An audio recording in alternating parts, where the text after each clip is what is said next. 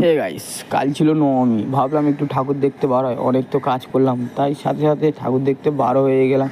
আর দেখো কত সুন্দর প্যান্ডেলটা করেছে, আর প্যান্ডেলটা খুবই সুন্দর করেছে।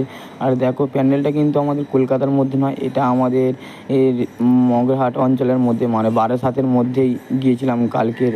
বারাসাতে প্যান্ডেলটা দেখতে গিয়েছিলাম, আর খুব সুন্দর করেছে বারাসাতের প্যান্ডেলটা। আর দেখো ভেতরের ভিউটা কত সুন্দর লাগছে, আর সেরকমই এই সিনারিগুলো ভালোই করেছে। আর সাথে সাথে কিন্তু আমরা বারাসাতের প্যান্ডেল দেখেই চলে গিয়েছিলাম জয়নগরে এসে দেখতেই পাচ্ছ উত্তম কুমারের স্মৃতি উদ্দেশ্যে কিছু ও করেছে উত্তম কুমারকে নিয়ে। আর পুরনো রেডিও দিয়েও প্যান্ডেল করেছে। দেখো রেডিওগুলো ভালোভাবে বোঝা যাচ্ছে না, তাই দূর থেকে তাই কাছে আসলাম। আর দেখো কত সুন্দর প্যান্ডেলটা লাগছে উত্তম কুমারের স্মৃতি। আর সামনে দেখতেই পাচ্ছ কত সুন্দর একটা বড় করেছে।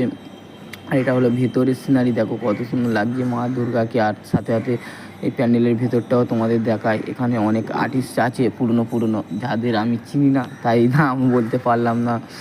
আর অবশ্যই কমেন্টে জানাবে প্যান্ডেলটা কেমন হয়েছে। সাথে সাথে জয়নগরের প্যান্ডেল দেখেও পাশাপাশি আর একটা প্যান্ডেল দেখতে চলে গেলাম। আর এটা আর ভেতরে ঢুকিনি, কারণ আর ভালো লাগছিলো না ভেতরে ঢুকতে, তাই দূর থেকে তোমাদের একটু ভিডিও করলাম বাইরের ভিউটাকে। ভালো লাগলে অবশ্যই কমেন্ট